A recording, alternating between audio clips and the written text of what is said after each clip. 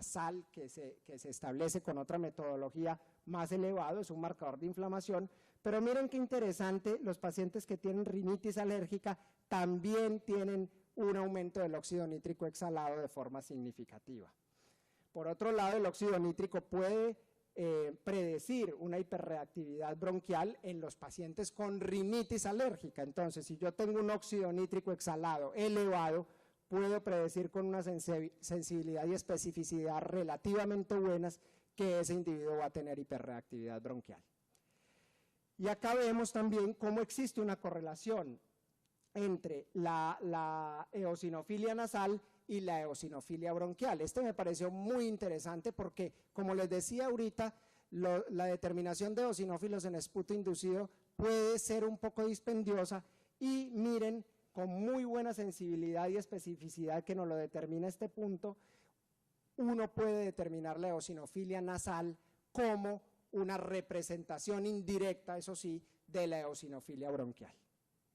Este es un trabajo que nos publicaron el año pasado, donde hicimos por el método de aire exhalado condensado, de lavados nasales de óxido nítrico nasal y exhalado, la determinación de la inflamación de la vía aérea por métodos no invasivos después de una provocación nasal con alergeno. Entonces miren que nosotros pusimos el alergeno, ¿sí? Y posteriormente hicimos determinaciones seriadas de mediadores a diferentes tiempos. Entonces miren cómo a nivel nasal, obviamente después, 2 horas después de haber puesto el alergeno en la nariz, aumentaron los mediadores de inflamación, pero miren esto a nivel de aire exhalado, cómo nos encontramos del condensado de aire exhalado, cómo nos encontramos que después de haber hecho una provocación nasal con alergeno, encontrábamos aumento de los cisteínil-leucotrienos y de 8-isoprostano, que es un marcador derivado del estrés oxidativo a nivel del exhalado bronquial. Entonces, si bien ya teníamos demostración por biopsias nasales y bronquiales de que un alergeno colocado en la nariz inflamaba los bronquios, esto es una demostración por métodos ya no invasivos de que eso ocurre. Con el óxido nítrico exhalado no pasó nada en nuestro estudio, no se fíen por estas variaciones que miren que son de puntos apenas en la escala de la izquierda. Y finalmente, ¿qué podemos hacer? ¿Qué aporte nos da la inflamación como para tomar decisiones terapéuticas? Este es el primer estudio clásico de la doctora Ruth Green en el año 2002, publicado en Lancet, donde ella, utilizando el método de la valoración de eosinófilos en esputo inducido y tomando decisiones terapéuticas de acuerdo a la cantidad de eosinófilos que hubiera en dichas muestras, le fue mucho mejor a los pacientes en términos de presencia de exacerbaciones severas que utilizando las guías de la Sociedad Británica. Años después publicaron este estudio en New England Journal of Medicine, donde en vez de utilizar los eosinófilos en esputo inducido, utilizaron la determinación de óxido nítrico exhalado, y miren qué interesante que aunque la P no fue significativa, sí hubo un 45% de reducción en el número de exacerbaciones. Esta P no significativa probablemente fue debida a que la muestra fue pequeña. Sin embargo, la reducción de la dosis de corticoides inhalados sí se logró en el grupo que utilizó la estrategia del óxido nítrico. Muy bien, y este es un trabajo también muy bonito publicado en la revista Tórax el año pasado, donde el título era el uso de los eosinófilos en esputo para guiar el manejo en niños ya con asma severa. Entonces utilizaron 2 estrategias, la estrategia basada en síntomas, donde tenían en cuenta el número de exacerbaciones y el uso de beta-2 de cortacción de rescate, y la estrategia basada en inflamación, donde tenían en cuenta el número de eosinófilos en esputo inducido versus el óxido nítrico exhalado. Y miren ustedes cómo, aunque no hubo diferencia estadísticamente significativa en el número de exacerbaciones ni en las exacerbaciones mayores, sí se pudo establecer, que había, sobre todo en los primeros 14 y 28 días, el número de exacerbaciones fue tanto en total como las severas, fue mucho menor en el grupo que utilizó como estrategia la determinación de parámetros inflamatorios.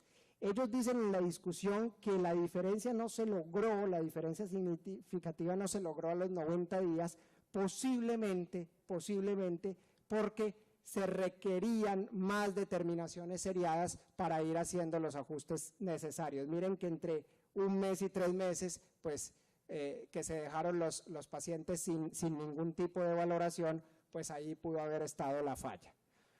Muy bien.